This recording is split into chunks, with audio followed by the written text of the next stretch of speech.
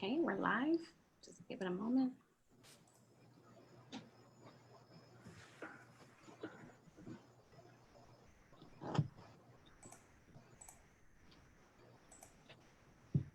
Does anyone have any trips planned for the summer?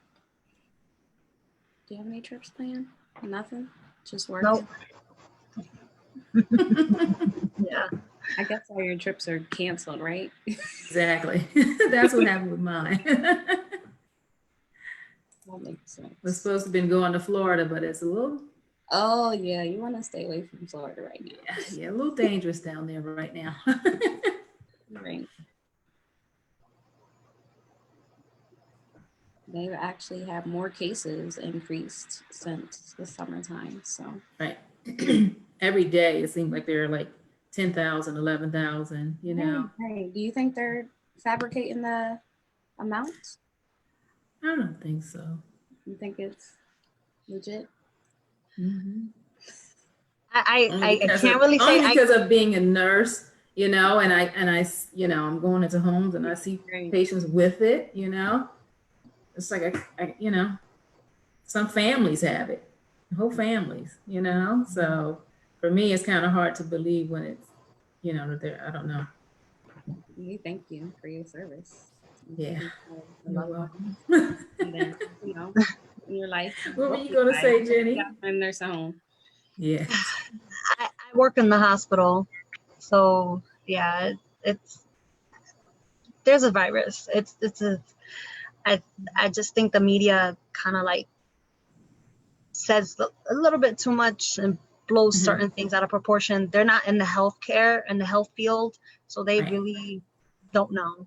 Yeah, and it's a big story, you know, and then they just kind of, you know, sometimes it's like, let's try to talk about something else, you know. Right. Yeah.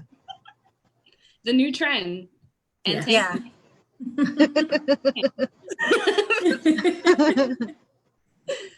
All right, we're gonna give it another minute or so before we get started. Okay. Abigail, you know what's the best thing to do? Since you can't go on trips or anything, go hiking. Oh, yes, that's true. We love hiking. The water. I've been. What Shanira already had gone with me. We went hiking. We went to see a waterfall. Oh, really? Nice. Yeah. I'm chasing waterfalls. I call it chasing waterfalls because waterfalls. Okay. Yeah. That sounds like fun. It is. It is. It is. Mm-hmm. Yeah, I have to give that a try. What about you, Shanira? You got anything for the summer? No. Just trying to survive. I got a whole bunch of other stuff going on, as you know. Yes. Mm-hmm. All right, so we're going to go ahead and get started. Thank you for tuning in to Uncommon Women. I'm your host, Shanira. And I'm Jenny Lee. And before we get started in today's topic, we're actually going to let you know who we are and what we actually do. So we're an empowerment podcast. We try to uplift and edify women. We do have men that actually tune in as well. And then we also give people a platform to be able to come and share their story, their trials and tribulations in regards to what they went through in life and then where they're at in life now. Today we have the pleasure of having Abigail as a guest speaker that's going to share her story in regards to unforgiveness. Before we get into that, I'm going to let you know a little bit about Abigail. She's a registered nurse with experience in acute care, long-term care, hospice, and home health setting for over 20 years. She expanded her profession by becoming a certified life coach, which she's my life coach as well. And she started her own business called Forgiving Gifts.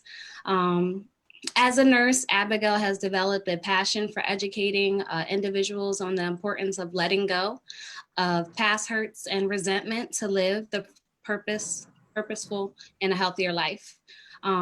Before we go into her story, she's actually learned at a young age after watching her mother develop cancer, subsequently died from the disease and how important it is to forgive yourself and offenders. So she'll be speaking onto that today. But before we go into that, can you tell us a little bit about yourself? Sure. My name again is Abigail. I am, like you said, a registered nurse. And I just have a passion now for just helping people, in the area of forgiveness and letting go of past hurt, and resentment. I'm a mother of one. My son is 21 years old. So that opens me up to be able to have time to do things because he doesn't need me. So I'm just busy with, work. I am a home care nurse. And as we were talking earlier about, nursing in COVID at this time. And so I do have the pleasure of going in and out of homes and taking care of patients that are currently suffering with COVID. And then in addition to all the other illnesses as well. So I do, I spend a lot of time with helping people and I enjoy it. That's awesome. Thank you so much for that. How was your childhood growing up? Was you raised by both parents? No, I wasn't. I was raised by my mother.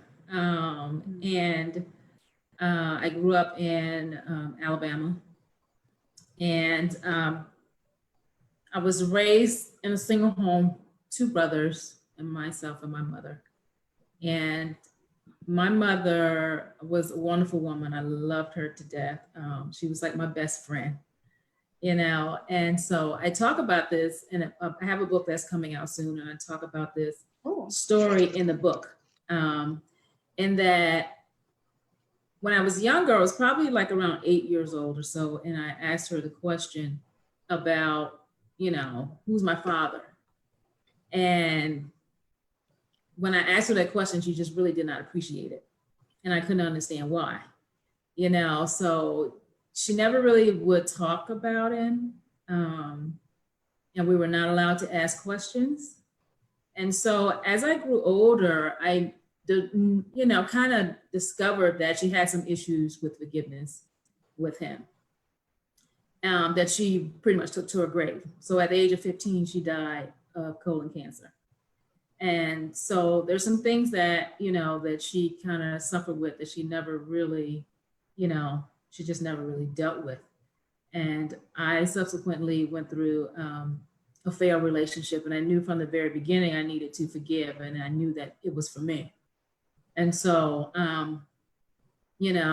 it just, that taught me, that whole situation taught me how important it is to let go of, things that happen to you, so that you can live your life, and live a better life, so you can have freedom, because ultimately it's for you, it's not for the other person. And so that pretty much was, my childhood.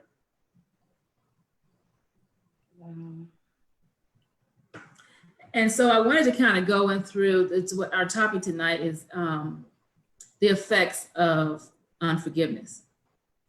And I just wanted to do like a little, like, I guess, exercise, with us, and also for our viewers. Because I think that when we talk about, I think that everybody, you're here for a reason. If you're listening to this, you're here for a reason. I find that people that are not ready to forgive, they don't really show up for the party. Right. They are not like, it's like you got the plague, and they just kind of look at me with the side eye and just keep moving. But if you're here, I just kind of think that, sometimes people are here for, one of several reasons. 1, they're tired. 2, they're ready.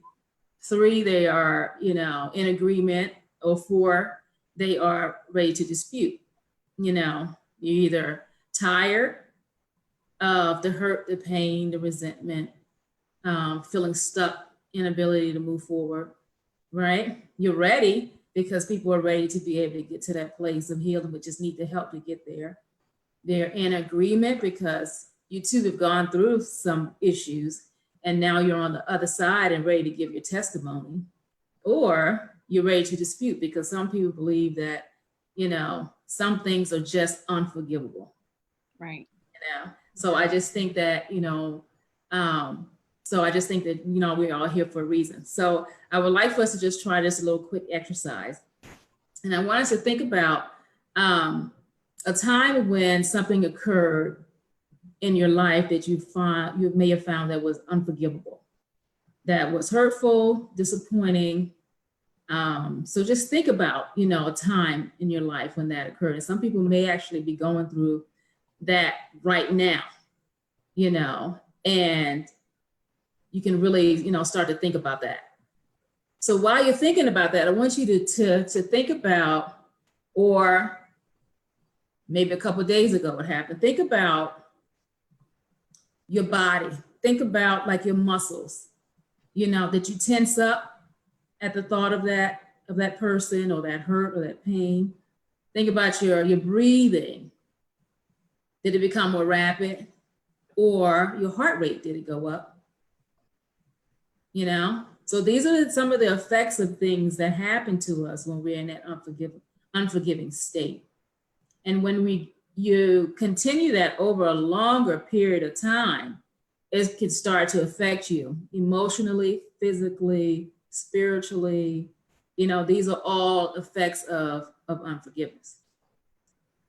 So I just wanted you to just kind of think about that, because sometimes I've heard that, people say things are, just unforgivable, and I just think about, some stories like in the Bible, but the main one is the fact that, Jesus forgave us even before we sin. Like how powerful is that? Right. Before we even sin, he's already forgiven us. So I just think that, there's, when we think about things that are unforgivable, are you really telling yourself you don't deserve freedom?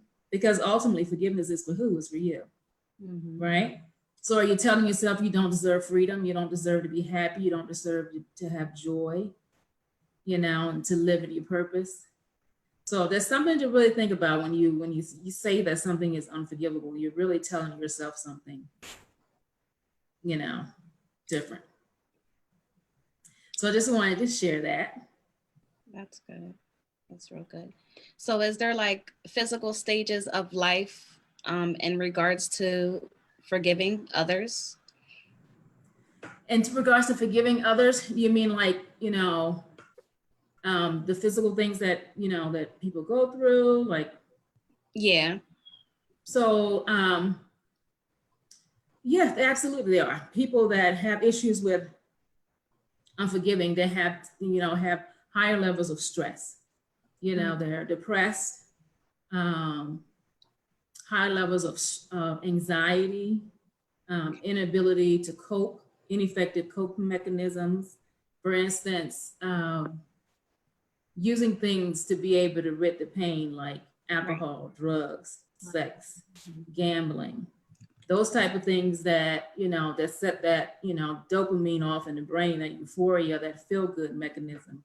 And then what happens is you continue to do that over a period of time, and then it can lead to illness. For instance, as a nurse, I've always wondered why some patients had such problems with being compliant with recommendations, compliant with, if you're diabetic, you should don't eat sugar, take your insulin. They were just, non-compliant. Or those with congestive heart failure, and we tell them don't eat salt. But then they, eat a bag of potato chips, or a bag of potato chips. And then they're in the hospital every other week. And it's like, why? But then when I started to really look at it, I was thinking that we're really kind of like, we focus mainly on the surface of things instead of getting to the root of the problem. So we can tell them not to eat salt, but then we need to go a little deeper and try to figure out why are they eating salt? Right. It gives them that feel good mechanism. So, why don't we teach them, to try to figure out what the main issue is? So I think that educating people on those levels actually help them to be able to understand why they make the decisions they do and the choices that they make in order to actually get to true healing. That's good. What signs did you see as your mother was going through it? The signs that, as she was going through, So when she was going through her issues with unforgiveness, like I said, she just really wouldn't talk about it. Mm.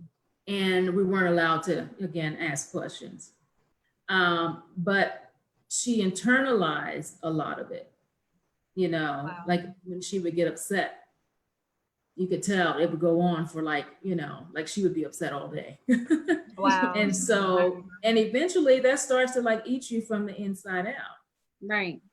Yeah. The stress and anxiety, if you don't talk about things, if you don't try to get it off of your chest, then it leaves you in a place of of illness.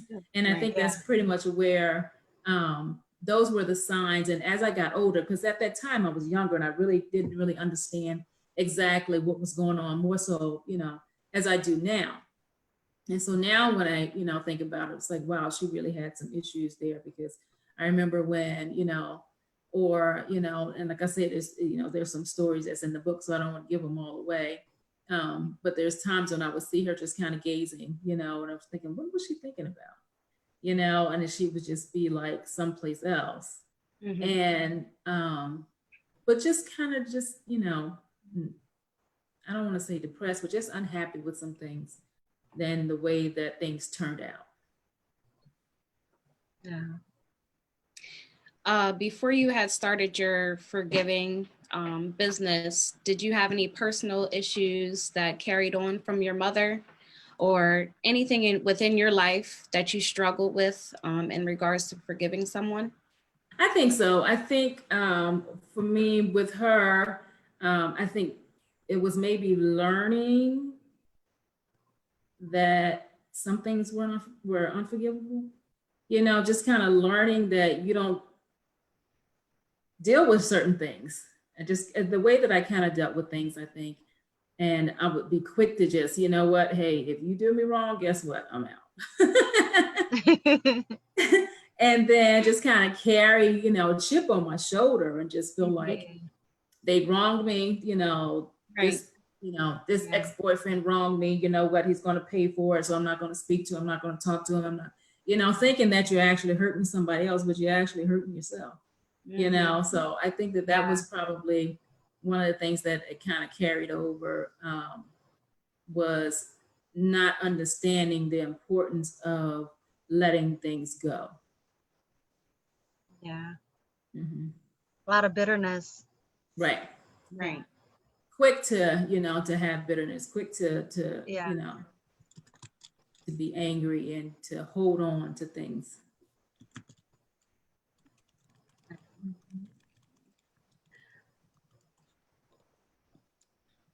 Okay.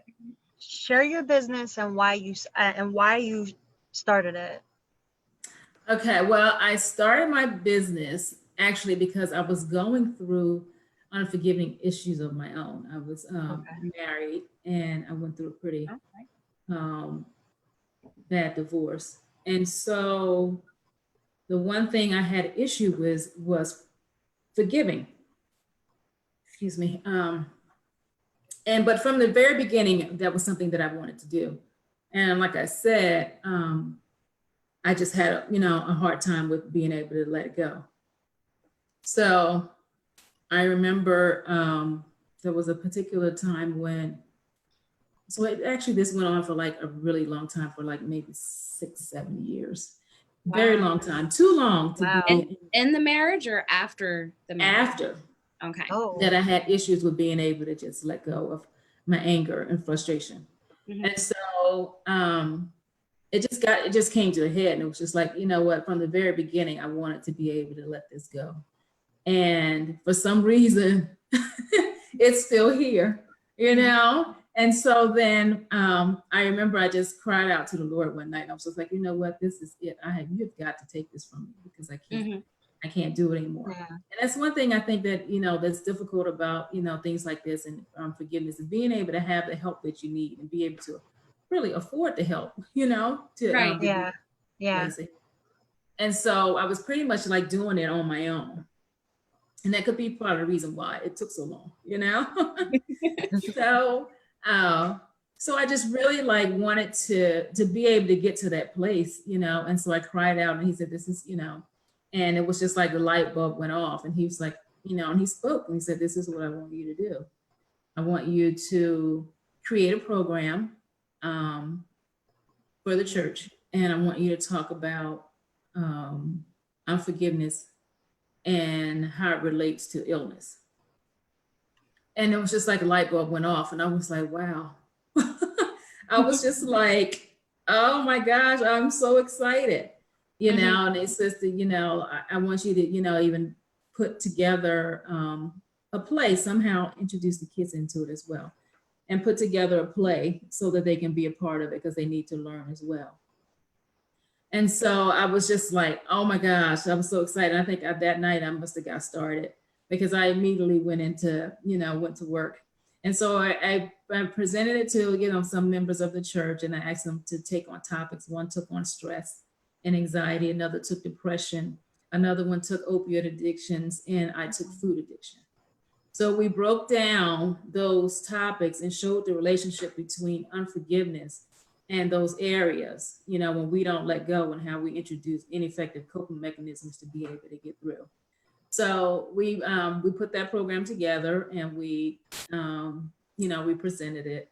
The kids also, this was my first time ever, because I know that this was just all ordained by the Lord, because I've never in my life written a play, So I wrote a play, and the kids, they presented it along with the program. And then also I wanted to be able to, I wanted music to go with it, because I wanted to kind of break it up between the topics and all that. Because sometimes if you do a whole lot of talking, you lose people, and they're like, I'm out of here, And so I went looking for a song, and I couldn't find what I was looking for. And I then, the Holy Spirit said, write it. So I did. Wow. And I remember I woke up one night. Actually, I think I was already up. And the Holy Spirit said, okay, so it's time to write. And so I was like, okay, I've never written a song before. I don't even know music. So I just started writing. And I was like rhyming words. Wow. And I had like a whole song. And so now the song is produced. It's on YouTube, it's on iTunes, it's on, Apple Music, all this. And so the title of the song is called Forgiveness is Healing. And so the kids did the play. And also talk about a song. Huh? We'll talk about that later. Yes. So that's how, that part of it started. And then from there, I was thinking like, well, wouldn't it be nice to be able to put something together for people to be able to have as reminders as they're going through the healing process. And I thought it would be nice if they had something, to be able, because sometimes we forget. We say we're going to forgive, and then tomorrow is like we're right back where we were yesterday. Right. And so so then I decided to, put something together. And so I've created Forgiving Gifts. And it has a logo. The logo is FISH, which means forgiveness is healing. And then I have like t-shirts, mugs, candles, keychains for people to be able to purchase as reminders as we're going through the process. The other thing that I worked on too is called Steps to Healing. And so it gives a step-by-step process for people to be able to get to, that place of forgiveness. And you actually have to do the work. And it's all about accountability. It's about you being able to see yourself, Right. Yeah. And sometimes in order for us to be able to get to that place of healing, we have to be able to understand that, we have faults too. And we also require or would like to be forgiven for something we've done in our past. Right. And so, and actually then, I got my life coach certification. And so then I am able to coach people, to that place of healing by going through the step-by-step process. Nice. That's awesome. Yeah.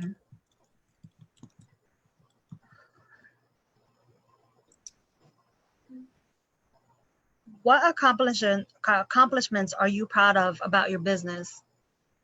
I'm proud of, I guess, the main part of it would probably be like the coaching and being able to see people go through the process, and get to a place of healing. And I really enjoy that. I enjoy the fact that that people have something, that they can actually look to for help. Because, like I said, I was at a point where I needed something and it just wasn't there.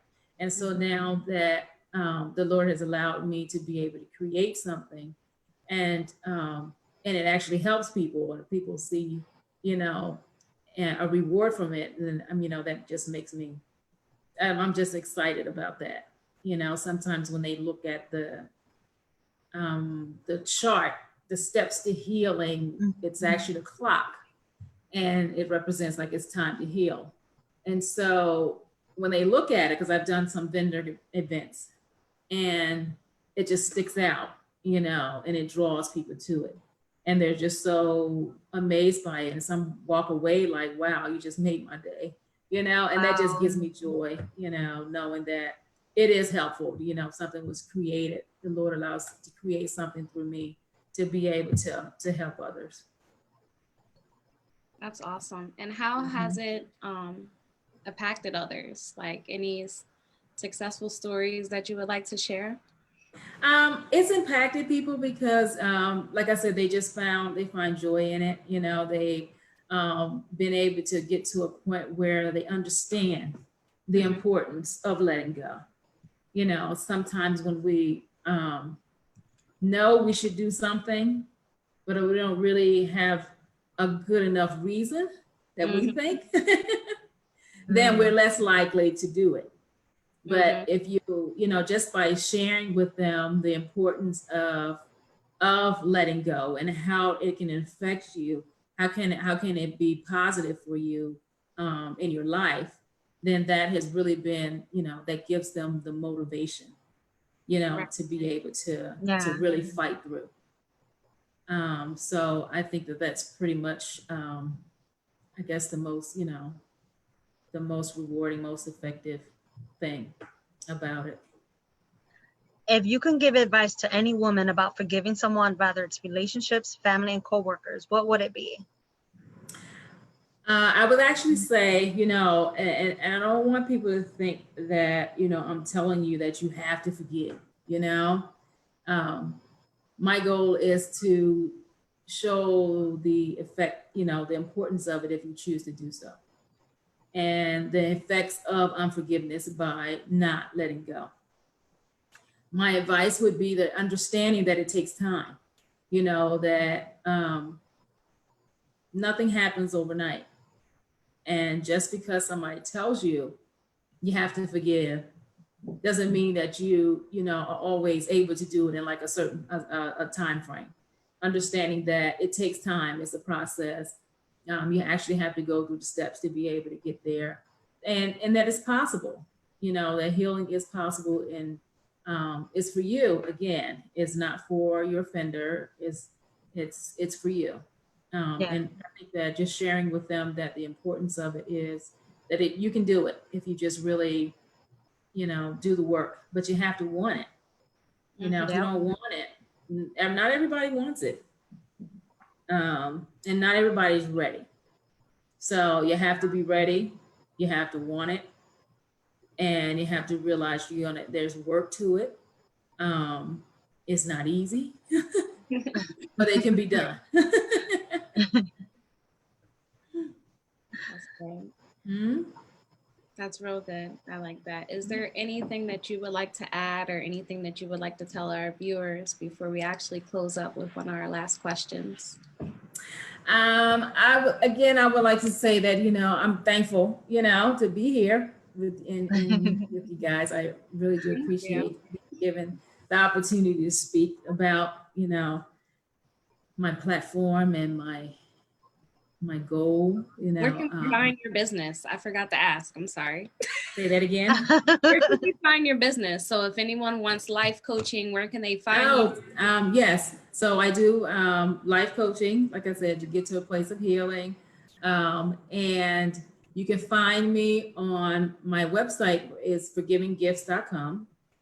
You can email me at forgivinggifts@gmail.com.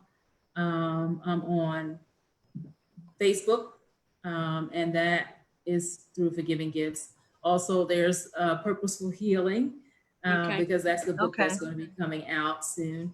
And Ooh. then, yes, and then on Instagram, it's GYLE001. You can find me there. The business phone number is 484-206-8379.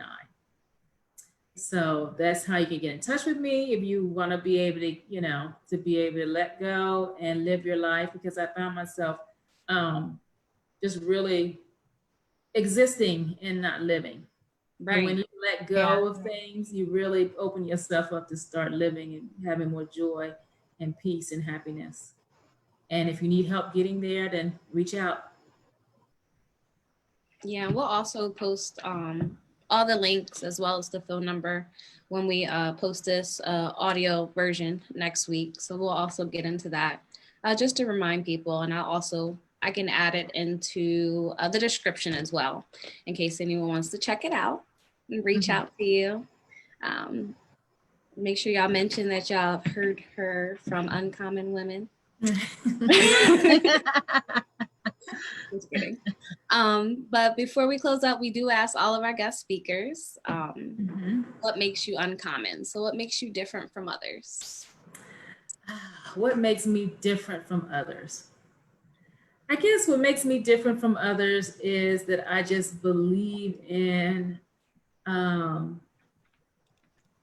educating others on the power of forgiveness. Okay. I just, you know, that's just my joy. You know, forgiveness is not an easy topic.